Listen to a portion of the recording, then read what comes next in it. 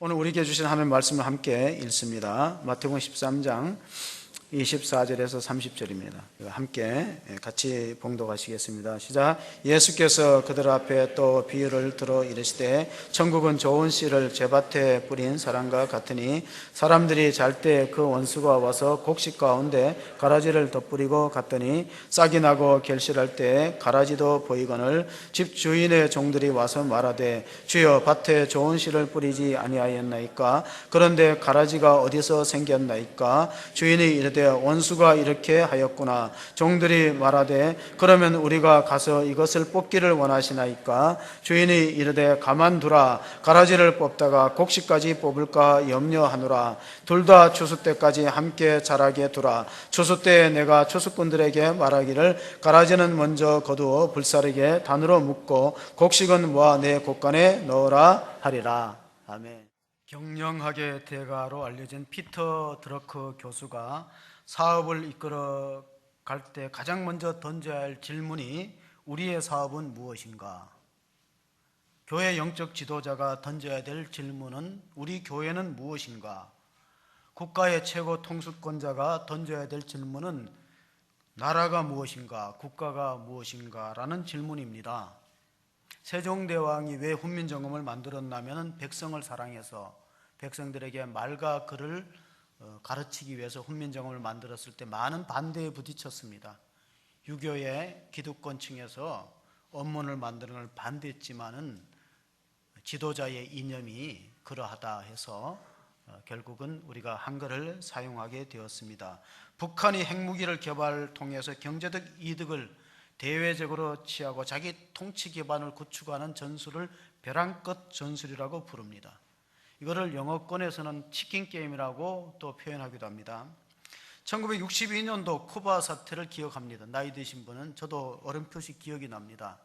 그때 미국의 대통령이 존 F 케네디가 소련이 쿠바에다가 전술핵 탄도미사일을 배치할 때에 핵전쟁 위협까지 갔습니다. 그래서 철거하라. 소련은 쿠바에다가 미사일을 설치하고 탄도미사일을 배치해서 일촉즉발의 전쟁의 위기에서 결국은 소련이 물러섰습니다. 쿠바의 미사일을 철수하고, 그리고 또 미국은 이렇게 또 소련에게 보장했습니다. 쿠바를 점령하지 않겠다. 그렇게 양쪽에 자존심이 걸려있는 그런 질주를 치킨 게임이라고 부르는데, 그건 원래 영화에 나타났던 한 장면에서 유래가 되었습니다. 1950년대에 미국의 우상이, 10대들의 우상이 제임스 딘이라는 젊은 배우였어요. 우리가 학생 때, 중고등학교 학생들이 그 사람의 영화를 보면서 제임스 딘을 많이 좋아했어요. 저도 그 중에 하나인데, 그가 출연했던 영화 이유 없는 반항에 보면은 주인공이 동네에 아주 불량배 두목하고 시합을 하는데, 어떤 시합이냐면은 벼랑 끝 절벽 위에 벌판에서 양쪽에서 자동차를 몰고 정면으로 옵니다. 그래서 서로 마주 보면서 정면으로 질주하다가 먼저 핸들 꺾는 사람이 지는 거예요. 그게 치킨 게임이에요. 미국 사람들은 왜 치킨이라는 그 닭의 이름을 썼냐면, 닭은 주인이 모이를 줘도 두려워서 자꾸 피하니까 겁쟁이가 누구냐, 이게 서로 대결하는 거예요. 그래서 마주 와서 핸들을 안 꺾으면 부딪혀서 죽고, 핸들을 꺾으면 겁쟁이가 되고, 이게 치킨 게임입니다. 그 영화에 출연했던 제임스 딘은 포르쉐라는 자동차를 타고 25세 나이에 캘리포니아 국도를 180km로 달리다가 정면으로 부딪혀서 그 자리에서 숨졌어요. 자기가 영화에 출연한 대로 살다가 간 배우가 제임스 딘입니다. 경제학에 있어서는 이 치킨 게임을 뭐라고 부르냐면은, D램 반도체에서 실제로 있었어요. D램 반도체 수요가 줄고 또 여러 나라에서 양산할 때 이제 살아남는 업체가 이제 수요를 공급하게 되는데, 누가 살아남을 것이냐, 서로 양보하지 않고 D램 반도체 생산 체제에서 치열한 경쟁 끝에 독일이 결국은 기업이 먼저 문을 파산을 신청하고 삼성은 끝까지 또 살아남았습니다. 신앙의 세계도 마찬가지입니다. 믿음이란 건 끝까지 가봐야 됩니다. 하나님 앞에 가봐야 되기 때문에 탈무드에는 이런 말이 있어요. 최후에 웃는 자가 승리자다. 지금 웃는 게 아니라 최후에 마지막에 정말 웃을 수 있는 사람이 신앙의 승리자다. 사도행전 6장 15절에 보면은 스데반이 돌에 맞아 순교하는데 얼굴이 천사와 같았다는 내용이 있습니다. 한번 보실까요? 공회 중에 앉은 사람들이 다 스데반을 주목하여 보니 그 얼굴이 천사의 얼굴과 같더라. 자, 잠시 후에 스데반은 돌에 맞아서 순교합니다. 그러나 성경은 그를 패배자라고 묘사하지 않았어요. 그는 얼굴이 천사와 같이 밝고 빛나는 승리자다. 그리고 실제로 보면 그때 돌을 던졌던 주동인물이 우리가 알고 있는 사도 바울이에요. 사도 바울. 사도 바울은 지금 이 상태에서 보면 알곡 신자가 아니고 가라지입니다. 가라지. 교회를 힘들게 하고 핍박하고 또 스데반 같이 의로운 정말 믿음이 좋고 성령 충만한 집사를 죽이는 일에 앞장섰던 그 가라지 같은 사도 바울도 나중에는 알곡으로 바뀌기 때문에 오늘 우리가 읽었던 본문의 말씀의 주제가 알곡과 가라지의 비유입니다. 사람은 살았을 때의 평가보다가 죽었을 때의 평가가 더 중요할 수도 있습니다. 왜냐하면 살았을 때는 그 사람에 대해서 정확한 판단을 하기 어려워요. 그래서 한 문자 가운데 개간사정, 개간논정이라는 말이 있습니다. 개간논정이라는 말은 당나라 시인 두보가 썼다고 해요. 사람의 진정한 평가는 관을 덮개를 덮고 나야 평가가 이루어지지 살아있을 때 어떻게 진정한 평가가 있겠느냐. 우리가 다산 정약용 선생이 유배 끝에 죽었어요. 그때 다산과 가장 가까웠던 홍길주라는 친구가 다산이 죽었다는 소식을 듣고 이런 말을 했어요. 다산이 죽었으니 수만 건의 서구가 무너졌도다. 물론 한문자로 표현했는데 다산이 죽었으니 수만 건의 서구가 무너졌도다. 다산의 머릿속에는 살아있더라면 더 많은 책을 만들 수 있는 지략과 풍부한 학식이 있다는 뜻입니다.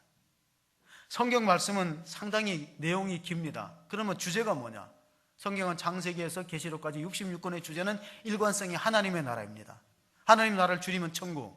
그래서 우리가 마태복음 13장에는 천국의 비유가 3가지 나옵니다. 지난주에서 우리가 마태복음 13장에 말씀을 같이 나누었던 제목이 뭐죠? 예? 예. 그러니까 이렇게 성가대하고 앞에 계시는 분들 아시잖아요. 그러니까 앞에 나오시는 게 좋다니까. 예. 은혜를 받으려면은 설교자의 침 튀는 범위까지가 은혜가 미치는 범위예요. 자, 지난주에는 씨 뿌리는 비유였어요. 거기서 씨는 말씀이고 밭은 사람의 마음인데 네 종류예요. 근데 오늘은 알곡과 가라지의 비유는 차이가 뭐냐면은 여기는 씨의 차이가 있다는, 좋은 씨를 뿌리는 것과 나쁜 좋지 않은 씨를 뿌리는 것과 차이가 있어요. 지난주의 말씀은 씨는 같아 그랬어요. 밭이 다르지. 그러니까 오늘은 또 반대로 하나님께서는 공평하시잖아요. 왜냐하면 말씀은 똑같은데 받는 사람한테 문제가 있다 이래버리면 공평하지 않으니까 오늘은 반대로 씨앗의 차이가 있다는, 좋은 씨를 뿌리는 것과 나쁜 씨를 뿌리는 차이가 있습니다. 자, 낚시를 좋아하시는 분들 혹시 계십니까? 낚시꾼들이 가장 기분 좋을 때가 언제입니까? 예? 월척? 예. 다 그렇게 막 커다란 고기를 잡았을 때 가장 기쁘다고 하는데, 낚시꾼이 가장 기쁠 때가 바로 옆에 있는 낚시꾼이 큰 고기를 잡았다가 놓칠 때 어때 가장 속이 시원하고 기쁘대요. 아유, 우리가 심보가 그래. 우리는 배고픈 건 참아도 배 아픈 건 못 참아. 사촌이 노는 사람은 막 배가 아프고 잠이 안 와요. 배고픈 건 잠을 수 있는데 배 아픈 거, 머리가 아픈 것도 참는데 배 아픈 거. 마귀가 가장 좋아하는 건 뭐냐면 구원받을 뻔하다가 못 받는 사람, 정착할 뻔했다가 정착 못하는 사람. 마귀는 아주 기뻐한다는 거예요. 제가 교육전도사 때 우리 부천에서 교육전도사 했어요. 근데 목사님하고 장로님들하고 다 완도를 가자 그래요. 저는 별로 가고 싶지 않았는데 완도를 갔더니 아닌 게 아니라 낚시를 하는 거예요. 다 막 기다란 그 바다 낚시를. 그리고 완도에는 돌들이 새카만 게 뺀질뺀질한 게 참 예쁘더라고요. 그걸 하는데 저 안 했어요. 왜냐면 전 낚시에 별로 취미가 없고, 또 이게 낚시가 금방 고기가 낚이는 것도 아닌데 이렇게 걸어놓고 기다리는 게 너무 지루해갖고 저는 텐트를 지키겠습니다 하고 낚시를 안 했더니요, 그 다음 회에 나보고 가라 그러더라고요. 그래서 1년만 하고 그냥 장로님들이 1년만 하고 이제 그 부천에 있는 교회에서는 중고등부 교육전사 이제 1년만 했는데 서울로, 그 다음에 이제 서울로 가게 되었어요. 자, 예수님 우리를 사람을 낚는 어부라고 불렀는데, 베드로도 고기를 놓칠 때, 전문적인 베드로도 고기를 못 잡을 때가 있어요. 밤이 맞도록 수고했으나 잡은 것이 없었다. 그때 예수님께서 말씀하십니다. 그 방법을 하지 말고 너의 생각과 너의 고정관념을 버리고 깊은 데 가서 그물을 내려 고기를 잡아라. 그게 누가복음 5장 5절 6절 베드로가 예수님 처음 만났을 때 내용인데, 한번 같이 읽어봅니다. 시몬이 대답하여 이르되 선생님, 우리들이 밤이 새도록 수고하였으되 잡은 것이 없지만은 말씀에 의지하여 내가 그물을 내리이다 하고, 그렇게 하니 고기를 잡은 것이 심히 많아 그물이 찢어지는지라. 자, 국가가 무엇이냐, 사업이, 기업이 무엇이냐, 교회는 하나님이 사람을 낚는 어부가 되라고 부르셨어요. 예수님이 제자들, 그러면 우리가 늘 사람을 다 낚는 건 아니에요. 실패할 때도 있어요. 그럼 포기해야 됩니까? 어부가 고기 잡는 걸 포기하고 이제는 고기 잡지 말아야지 그러면은, 그건 어부의 사명이 아니죠. 낚시라는 것은 취미로 하지만 어부는 생계가 달려 있어요. 교회는 본질이 사람의 영혼을 살리는 거예요. 그러면 방법을 바꿔야죠. 되게 개척 1세대들은 되게 개척자, 그러니까 목사의 주변에 관계되어진 사람들이 직관적으로 옵니다. 그럼 이제 그 다음에 단계는 뭐냐? 개척 2세대들은 성도의 주변에 있는 사람들이 와야 돼요. 저는 개인적으로 대표기도, 우리 교회는 그런 기도를 안 하는데 요즘에 되게 보면 어떤 분은 이렇게 기도하는 분이 있어요. 빈자리가 너무 많아서. 그럼 빈자리가 많은 걸 채우려고 얼마큼 노력해보고 그런 기도를 하십니까? 빈자리가 많은 걸 채워보려고 애를 썼는데 빈자리가 남을 때는 그런 기도가 타당해요. 근데 빈자리가 많은 것에 대해서 얼마만큼 가슴 아파하고 노력을 했는지.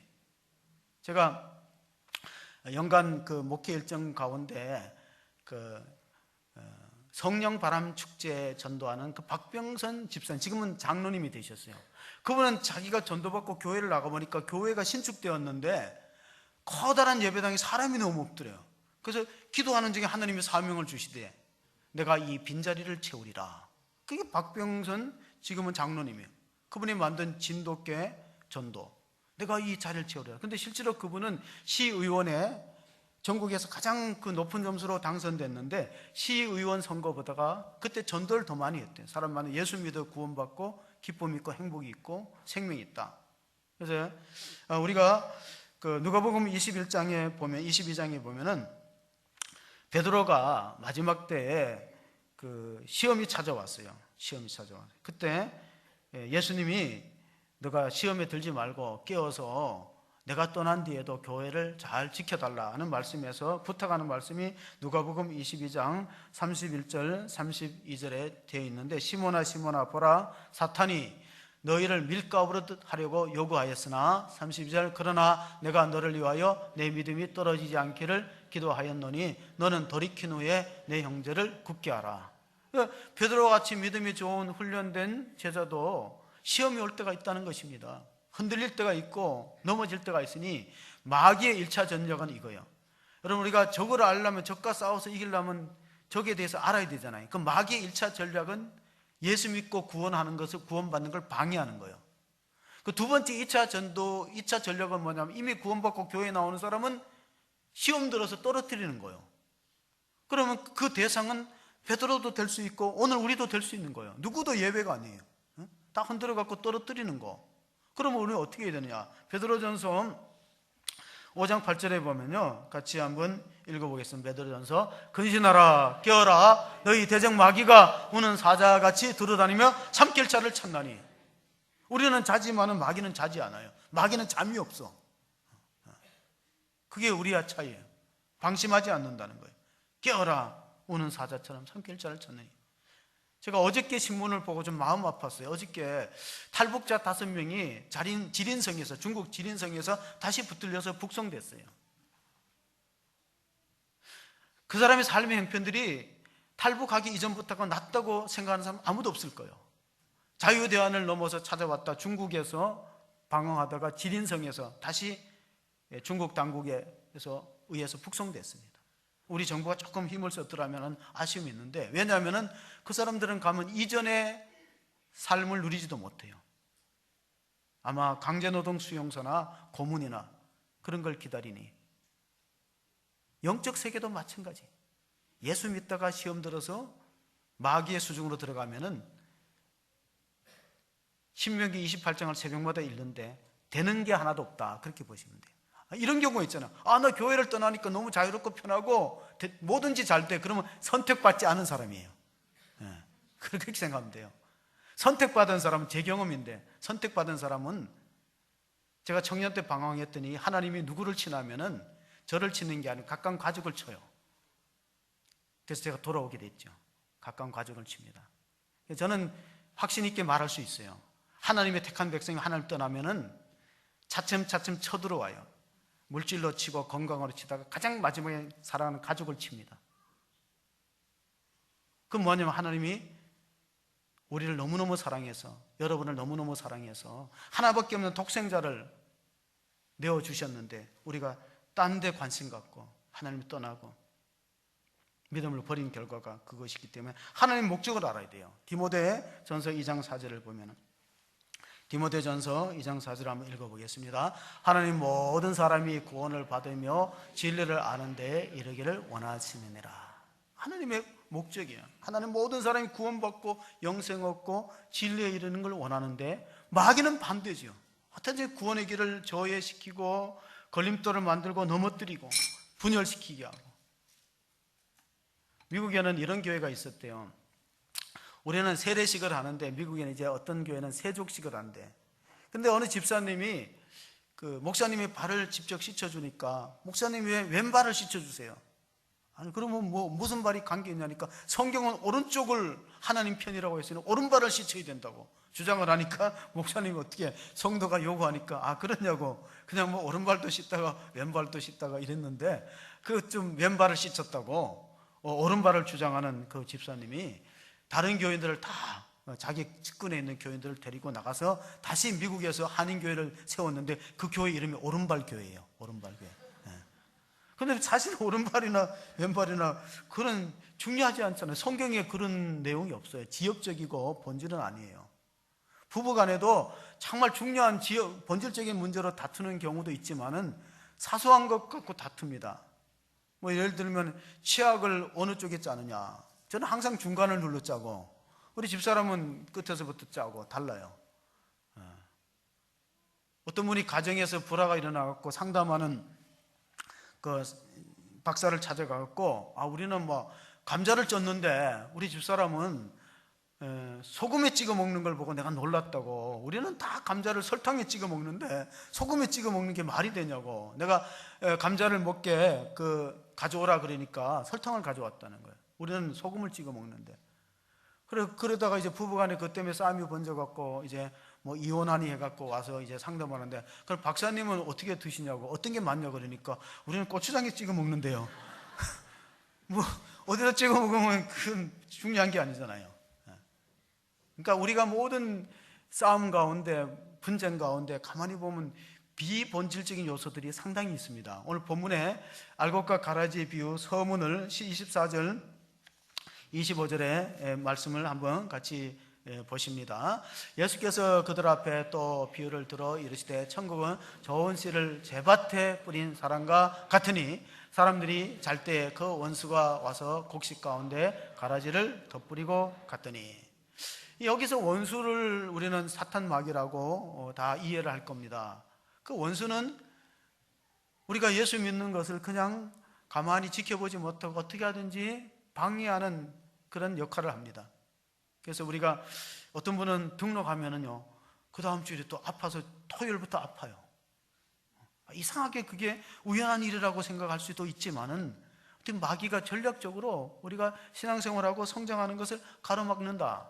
씨 뿌리는 비유에 좋은 밭에 해당이 되는 옥토가 있는가 하면은 길가와 같은 밭, 돌밭과 같은 밭, 가시덤불과 같은 밭이 있기 때문에 그 세 가지가 신앙생활을 방해하는데, 길가는 원수 마귀예요. 여기 나오는 원수. 그 다음에 돌밭은 뭐냐면 육신이에요. 예수 믿는데 자꾸 육신적으로 힘들어요. 핍박이 오고, 예수 믿는다고 집안에서 핍박하고, 또 예수 믿으면은 사회적으로 좀 불이익을 당하고, 그러면 딱 포기하는 사람은 뭐냐? 그건 돌밭이야. 믿음이 조금 있다가 은혜 받았다가 뿌리가 깊지 않으니까 넘어지는 사람. 그리고 가시덤불은 뭐냐?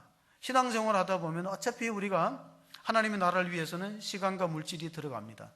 그런데 재리의 염려와 유혹에 막히면은 가시덤불과 같은 밭이 되어서 넘어지니까, 이런 것을 따지고 보면은 신앙생활의 3대적은 마귀, 사탄, 육신, 세상의 구조, 세상의 가치관, 이것들이 우리 신앙을 많이 흔들기 때문에 로마서 12장 2절에 바울은 이 세대를 본받지 말라 그랬어요. 우리가 이 세대를 따라가면 절대 신앙생활을 할 수 없습니다. 세상의 가치관과 성경의 가치관은 얼마든지 상충되는 요소들을 우리가 많이 찾아봅니다. 오늘 본문에 대해서 예수님은 이미 마태복음 서두에 종말론적인 심판을 예고하셨어요. 그게 마태복음 3장 12절에 있는데, 이 본문 마태복음 13장하고 3장의 내용하고 비슷합니다. 같이 한번 읽어보실까요? 손에 키를 들고 자기의 타작마당을 정하게 하사 알곡을 모아 곡간에 들이고 쭉정이는 꺼지지 않는 불에 태우시리라. 자, 우리는 이 성경 말씀을 읽어도 의미가 짐작됩니다. 쭉정이가 들어가는 것은 불타는 지옥이에요. 알곡을 모아서 드린다는 건 천국 곡간을 말하고 있어요. 아마 긴 설명이 없어도 알 것입니다. 키질은 뭐냐? 키질이라는 건 시골에서 이렇게 곡식을 흔들어서 알곡은 주인 품으로, 쭉정이는 바람이 흩날리는 도구가 키인데, 키를 모르시는 분 계시죠? 안 보신 분도 계시죠? 어릴 때 오줌을 싸면 그거를 머리에 이고 이웃에 가서 쌀을 꾸게 했는 것도 키예요. 아무도 아멘 안 하시네요. 저만 그랬나? 저는 어릴 때 그걸 머리에 쓰고 가서 그거를 이웃에 가서 양식을 구해오라 할 때, 제가 어린 나이에 생각해보다 이건 맞지 않아요. 아이들이 오줌을 싸는 건 생리적인 문제지, 신체적인 문제지, 그걸 쓰고 거기 가서 동네에 가서 창피하게 그걸 구해온다고 낫겠어요? 아멘을 또 안 하시네. 그래서 안 갔어요. 나는 키질은 그런 데 쓰는 게 아니라, 키는 오줌 싸는 아이들을 머리에 이어 쓰는 게 아니라 곡식을 하는데, 키질하는 걸 봤어요. 재밌어요. 이렇게 어머니들이 키질을 하면은, 곡식을 까불면은 속에 알맹이 없는 쭈쟁이는 다 날아가요. 근데 이상하게 알곡은 그 키질하는 품으로 들어와요. 성도도 마찬가지야. 흔들어 보면은, 교회도 흔들어 보면은 알아요. 흔들어 보면은, 회사도 흔들어 보면은 진짜 회사에 애사심이 있는 사람은 남고 나머지는 다 가버리게 돼 있어요. 교회도 마찬가지. 흔들어 봐야 돼. 흔들어 보면, 키즈를 해보면 그 흔드는 게 뭐냐? 때로는 건강으로 흔들고, 하나님이 물질로 흔들고, 영적으로 흔들고, 흔들어 보면 시험이 찾아오면 에이 하고 포기하는 사람이 있다는 거예요. 그러나 알곡 신자는 그렇지 않는 거예요. 예수님이 오늘 마태복음 13장에 천국에 가는 비유가 7개 중에 씨에 가는 게 3개나 나와요. 씨 뿌리는 비유 있죠? 알곡과 가라지, 좋은 씨, 나쁜 씨 있죠? 그 다음에 겨자씨가 있어요. 아마 마지막 주에는 겨자씨에 대한 말씀을 들을 거예요. 저는 강해 설교는 안 하지만은 매월마다 주제 설교를 하는 이유가 있어요. 물론 이제 한 주제를 집중한다는 뜻도 있지만은 미리 한 달 전에, 적어도 11월 달에 설교는 10월 달에 구성을 합니다. 한 달 전에 주제를 안 정해 놓으면은 자칫하면은 강단에서 그때 상황에 맞는 말을 하기 쉬워요. 전 그걸 피하고 싶은 거예요. 그때 맞는 상황에 맞춰서 하나님 말씀을 인용해서 설교를 할까봐, 설교의 권위가 떨어질까봐 그렇게 하지 않고 주제를 맞춰서 합니다. 골로새서 1장 13절 13절을 한번 읽어보시겠습니다. 그가 우리를 흑암의 권세에서 건져내사 그의 사랑의 아들의 나라로 옮기셨으니 그 아들 안에서 우리가 성령 곧 제사함을 얻었도다. 자, 우리가 신앙생활을 하다가 보면 기쁨을 잃을 때가 있어요. 찬송하고 또 기도하고 예배를 참석하고 또 다양한 집회에 참석해도 기쁨을 잃었다면은 그걸 확인해 봐야 돼요. 내가 정말 제사함을 받았는가? 내 안에 하나님 나라가 임했는가? 내가 그리스도의 보혈로, 오늘 또 보혈에 대한 찬송을 많이 불렀는데 그리스도의 보혈로 내 모든 죄가 씻김을 받았는가? 그런 확신이 있는가를 살펴볼 필요가 있어요. 하나님의 나라는 것은 성경에는 시간적으로 이미와 아직이라는 구조를 갖고 있어요. 이 말은 이미 구원을 받았어요. 이미 하나님 나라가 임했어요. 그러나 하나님 나라에 사는 건 아니에요. 이미 구원을 받았으나 아직 구원이 완성되지 않았어요. 그럼 우리가 출애굽의 역사를 통해서 보면은 우리는 지금 가나안 땅에 들어온 건 아니에요. 그렇다고 애굽에 있는 것도 아니에요. 그렇다면 성도들은 오늘 출애굽 여정에 어디에 있는 겁니까? 자, 질문이 어려우신가요? 자, 우리는 애굽에 있는 것도 아니고 가나안에 있는 것도 아니면 지금 오늘 우리는 어디에 있는 거예요? 광야에 있는 거예요. 광야에는 엄청난 시험들이 있었어요. 배고픈 시험이 있고 마실 물이 없는 시험이 있고 길이 험한 시험이 있고 지루한 시험이 있어요. 얼마나 40년 동안 똑같은 사막에 볼 것도 없는 길을 가면 얼마나 지루했겠어요. 자연히 지도자에 대한 원망과 불평이 일어납니다. 왜 우리를 그 힘든 길로 인도하느냐? 차라리 그냥 애굽으로 돌아가자. 이런 얘기들이 주변에 나올 수밖에 없습니다. 예수님의 첫 번째 설교의 주제는 하나님의 나라였어요. 마가복음 1장 15절에 때가 찼고 하나님의 나라가 가까웠으니 회개하고 복음을 믿으라. 그럼 하나님의 나라가 뭐냐? 하나님의 나라를 가장 쉽게 설명하는 방법은 하나님의 나라를 통치로 바꾸면 돼요. 하나님의 통치. 하나님의 통치.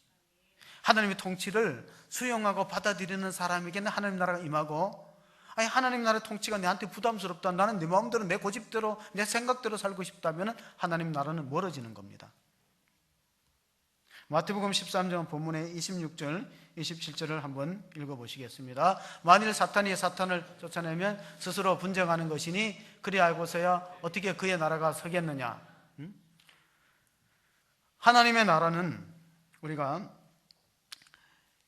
좋은 씨를 뿌린 땅과 같은데 원수 마귀는 우리가 잘 때 뿌린다는 말씀이 25절에 있었어요. 25절 보면은 우리가 잠들 때에, 그러니까 교회는 언제 시험이 찾아오냐면은 잠들 때, 기도에 잠을 자고 봉사에 잠을 자고 나태하고 잠을 잘 때에 마귀가 씨를 뿌려요. 생각해 보세요. 좋은 일들은 다 새벽에 일어납니다.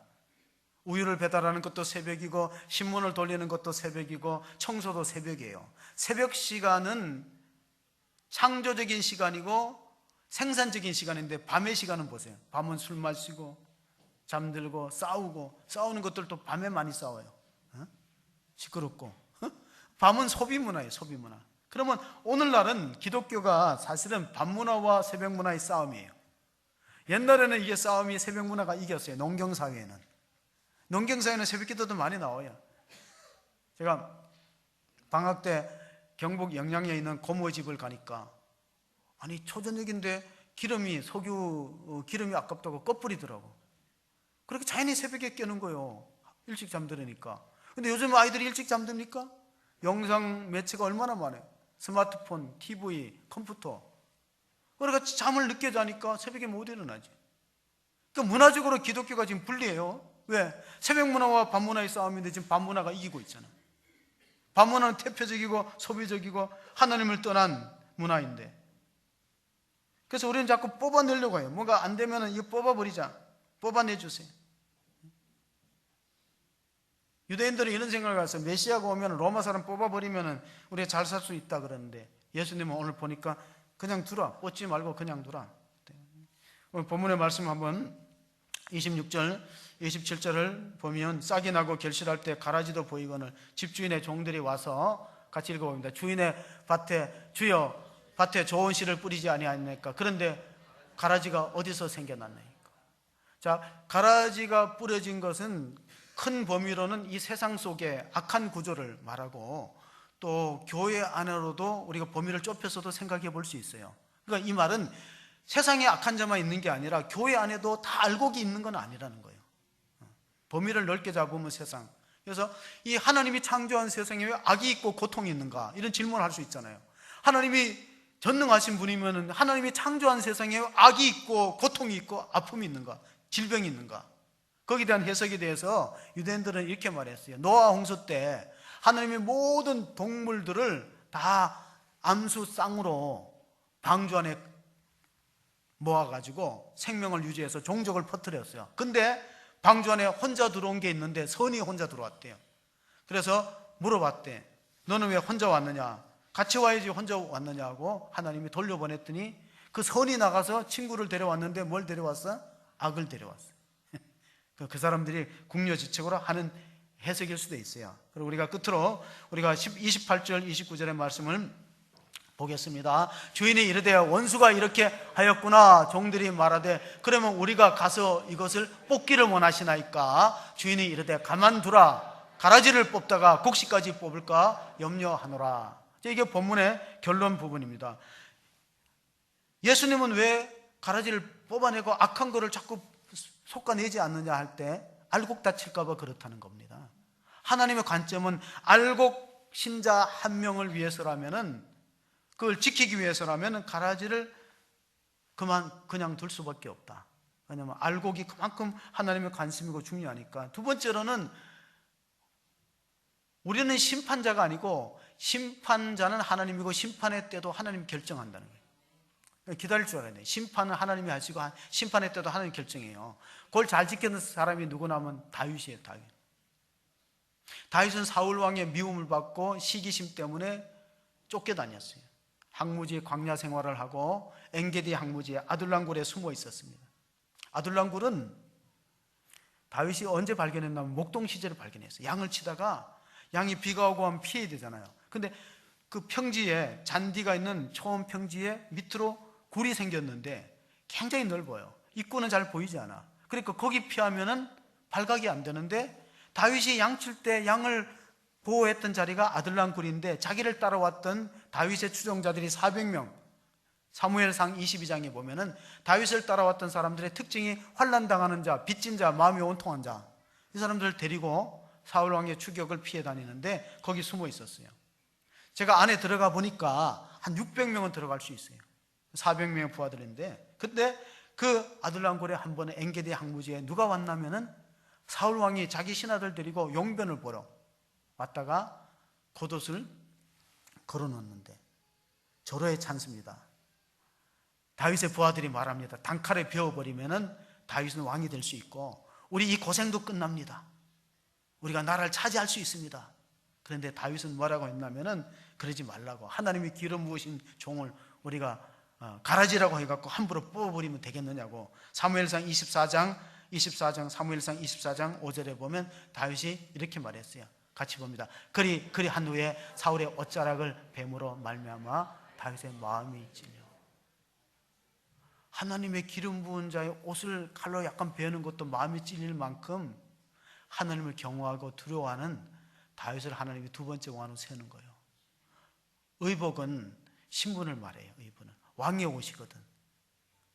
왕의 살을 벤 것도 아니고 양의 옷을 약간 벤 것도 마음이 찔리는 그 마음 하나님 보시는 거예요. 만약에 다윗이 그때 사울 왕을 제거하고 빨리 왕이 됐더라면 어떤 일이 있었을까? 통일 왕국은 이루지 못했을 거예요. 왜냐하면 사울 왕의 지파가 베냐민인데 베냐민 지파 사람들은 팔이 안으로 굽는다고 사울이 아무리 악한 왕이고 잘못돼도 그 편에 서요. 그럼 나라가 통일되겠어요? 끊임없는 정변이 일어나겠지. 하나님의 역사라는 건 오묘한 것입니다. 그리고 세 번째는 지금은 우리가 심판할 때가 아니고 은혜 받을 때, 은혜의 때이기 때문에 그렇습니다. 사람들은 교회에 대한 상당히 이상적인 생각을 갖고 교회에 들어올 수 있어요. 교회는 깨끗하고 죄도 없고 거룩한 사람들. 근데 사실은 그렇지 않아서 실망해서 젊은 사람들이 많이 떠나요. 물론 교회가 거룩하고 흠이 없고 참 모범적인 그런 공동체가 될 필요가 있죠. 근데 가만히 보면은 교회를 떠날 때 우리는 자꾸 이제 교회에 대해서 부정적인 시각을 갖게 되는데, 이거는 교회를 떠나는 사람들을 심층적으로 한번 물어봐야 돼요. 교회를 선택할 때에는 어느 정도 교회를 알고 등록합니다. 그러면 교회를 생활을 하다가 떠날 경우에는 교회의 부족한 면도 있지만 교인들의 모습을 보고 떠나는 건 아닌지를 한번 생각해 보셔야 돼요. 근데 그 사람들은 교인들의 모습을 보고 떠날 때 절대 교인들 때문에 떠났다는 표현을 안 해요. 교회가 내 마음에 안 들어서 떠났다 그러지. 그러니까 이게 모두가 공통된 그런 시각을 가져야 돼요. 왜냐하면 그런 사람이 볼 때 교인은 꼭 교회예요. 근데 그게 성경적으로 맞아요. 교회는 건물이 아니고 교인이에요. 교인. 그래서 교회에 대해서 부정적인 시각을 가졌다는 것은 다른 말로 하면은 교인들에 대한 부정성. 물론 담임 목사가 가장 먼저 책임이 있고 그런 거예요. 그러니까 생각을 우리가 깊이 하셔야 돼요. 우리는 상당히 비판하는 영성이 강해요. 책임지는 영성보다는 비판하는 영성이 강하다는 거예요. 자, 하나님의 궁극적인 목적이 뭐냐면은 우리의 중요한 책임이 뭐냐? 우리의 중요한 책임은 가라지를 뽑는 게 아니라 곡식을 더 많이 심는 거예요. 알곡을. 곡식을 많이 심으면 되지. 그러면 곡식을 많이 심으면은 많이 남아 있게 되겠죠. 끼어 있는 성도를 통해서 하나님 나라가 확장되겠죠.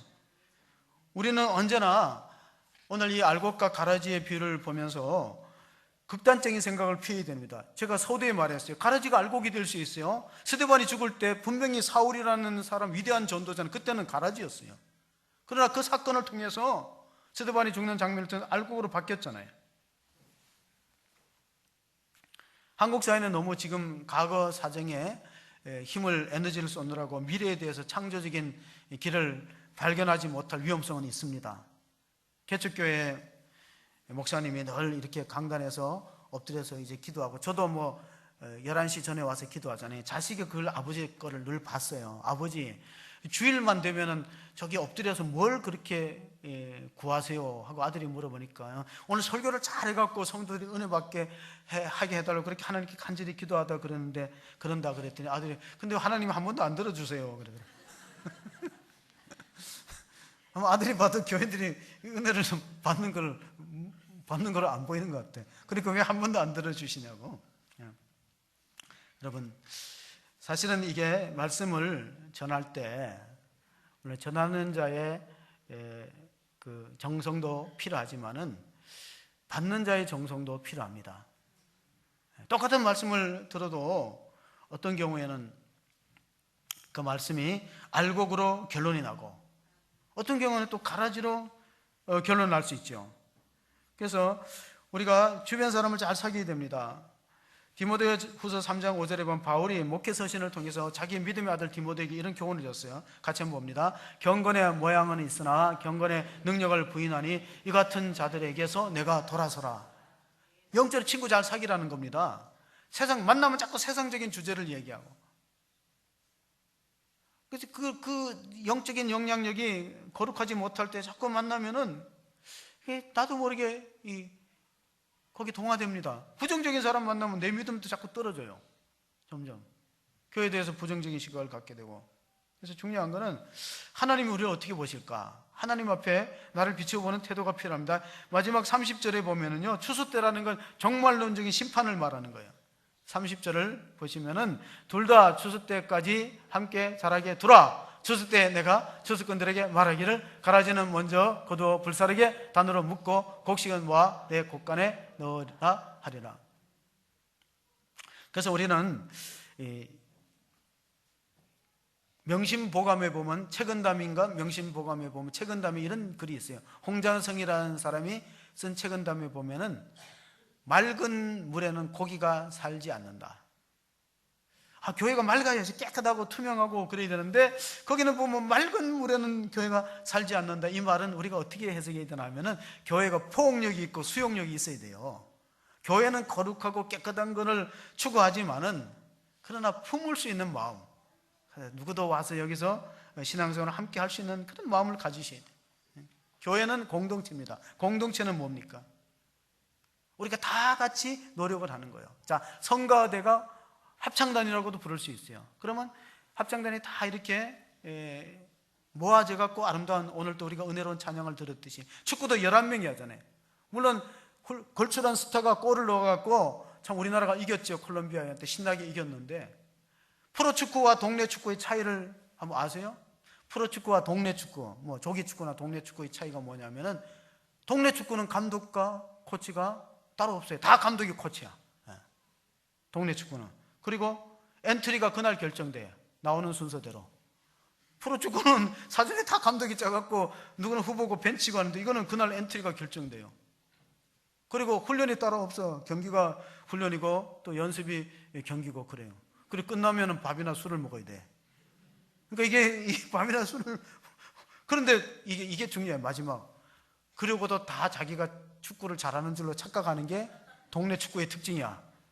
자기가 되게 축구를 잘해요. 근데 저는 영적으로 비추면 교회가 그럴 수 있어요. 교회가 프로 교회가 아니고 조기 축구 같은 교회인데 다 우리는 선수인 줄 착각할 수도 있다는 거예요. 그럼 우리가 어떻게 해야 되는가? 우리 자신을 어떻게 살펴봐야 되는가? 그걸 고민을 하다가 우리가 이제 장로님들하고 저하고 이제 목금 1박 2일로 우리 워크숍과 우리 정책, 신년 정책을 했어요. 많은 이제 교회 발전에 대해서 다양한 이야기를 했는데 그 중에 하나가 우리가 그 임직에 관한 문제예요. 그 임직에 대한 거는 저는 임직은 결혼식과 같은 생각을 해요. 왜냐하면 결혼식 할 때도 손님 많이 오잖아요. 그리고 막 꽃도 주고 사진도 찍고 또 좋은 음식도 먹고 그 임직식이잖아요. 그러니까 임직식이라는 건 장로님, 권사님, 또 안수 집사님. 그러니까 결혼식하고 임직식하고 똑같아. 막 축하하고 박수하고. 그리고 서약도 하잖아요. 결혼식도 뭐 머리가 검은 머리가 파뿌리 때까지 하고 뭐 이렇게 서약하잖아요. 그 임직식도 선서예요. 나는 교회를 절대 떠나지 않고 교회를 충성스럽게 지키는 서약하는데 또 같은 점이 뭐냐면은 결혼식하고 임직식하면 다 잊어먹는다는 거예요. 다 잊어먹잖아요. 아직도 기억하고 있어요? 선서했던 거? 다 잊어먹죠. 그래서 이런 말이 있어요. 서양의 어느 시인이 말했어요. 결혼은 새장과 같다. 밖에 있는 사람은 들어가고 싶고 들어간 사람은 나가고 싶다. 권사가 되기 전에 권사가 되고 싶고 된 후에는 권사를 안 하고 싶고. 아멘 안 하시네. 그래서 기준을 정해야 돼. 적어도 온전한 주일 성수, 온전한 11조, 온전한 봉사, 이런 사람들이 후보가 돼야 돼요. 그러니까 당회에서 그렇게 우리가 규약에 그걸 만들었어요. 그래야지 부담이 안 되는 거예요. 그거는 차별이라고 생각하면 안 됩니다. 그럼 뭐 교회가 뭐 그렇게 돼야 뭐 항전직이 되냐? 그거는 몰라서 하는 소리예요. 왜냐면 그 직분이 나한테 감격이 되고 기쁨이 되려면 그 정도, 최소한 그 정도가 있어야 나중에 괜찮은 거예요.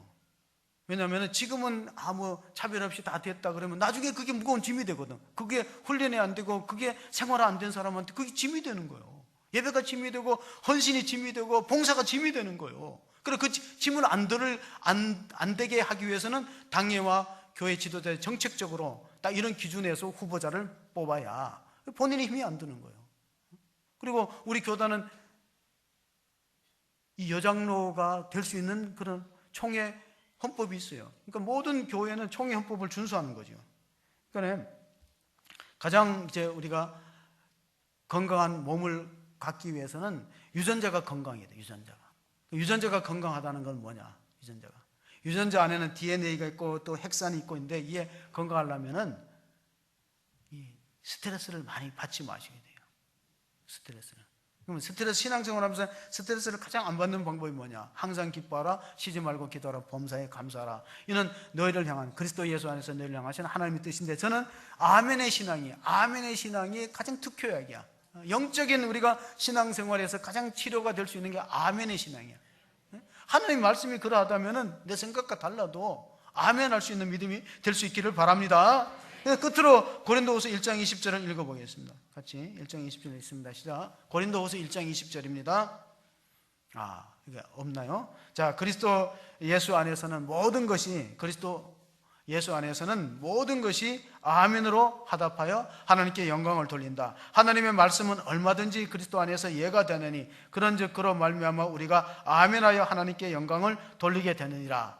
이것이 고린도후서 1장 20절의 말씀, 아멘의 신앙을 무지해서 여러분 알곡과 가라지는 끝에 보면 다 드러납니다. 예를 들면 우리가 북한의 김정일의 가계를 추적해 보면은 김일성의 어머니가 강반석, 김일성의 외삼촌이 강양욱 목사. 그래서 그 집안이 김일성 외삼촌이 목사고 김일성 친어머니가 권사잖아요. 강반석 권사, 반석교회를 세웠어요. 근데 그 아들은 누구예요? 김일성. 그 밑에는 김정일, 그 밑에는 김정은. 갈수록 가라지가 되는 거예요. 말씀이 없고 형식적인 신앙인은 그렇게 흘러갈 수밖에 없다. 그러므로 오늘 우리가 교회를 생각할 때 교회가 나를 섬겨주는 나를 생각해 보다가 교회가 나를 어떻게 섬겨주느냐 그런 관심보다가 교회 선택하는 기준이 내가 교회 신앙생활을 함으로써 세상을 섬길 힘을 얻을 수 있는 교회. 주여 내가 이 교회를 섬김으로써 내가 힘을 얻어서 섬길 수 있습니다. 그런 하나님 알곡 신자로서 우리가 명목상의 그리스도인이 되지 말고 속이 꽉 찬 내용이 있는 실속이 있는 그런 하나님 앞에 영광 돌리는 아멘의 신앙으로 하나님 앞에 쓰임 받을 수 있는 알곡 신자가 다 되는 축복이 있기를 주의 이름으로 축원합니다. 아멘. 하나님 아버지 감사합니다. 오늘 또 우리들이 하나님 전에 나와서 귀한 말씀을 듣고 하나님 앞에 쓰임 받기를 원합니다. 세상에 하나님께서 우리를 다 부르실 때 우리는 그리스도의 심판대 앞에 벌거벗은 몸으로 섭니다. 그때 우리는 무엇을 주님의 앞에 드릴 수 있습니까? 하나님, 우리의 믿음과 우리의 헌신과 우리의 예배를 하나님이 받아 주시옵소서. 우리는 정말로 말씀을 듣고 순종하여서 알곡과 같은 신앙으로 성장하고 결실했습니다 하고 주님 앞에 내놓을 것이 있는 교회와 성도가 되게 하여 주시옵소서. 오랜 신앙이 연조가 있지만은 속이 차지 않고 껍질처럼 가라지처럼 바람이 불고 시련에 어려움이 있으면 흩어지는 그러한 교회가 되지 않도록 하나님 우리 모든 성도들에게 말씀으로 무장하고 아멘의 신앙으로 영광 돌릴 수 있도록 도와주시옵소서. 우리 구주 예수 그리스도 이름으로 기도하옵나이다. 아멘.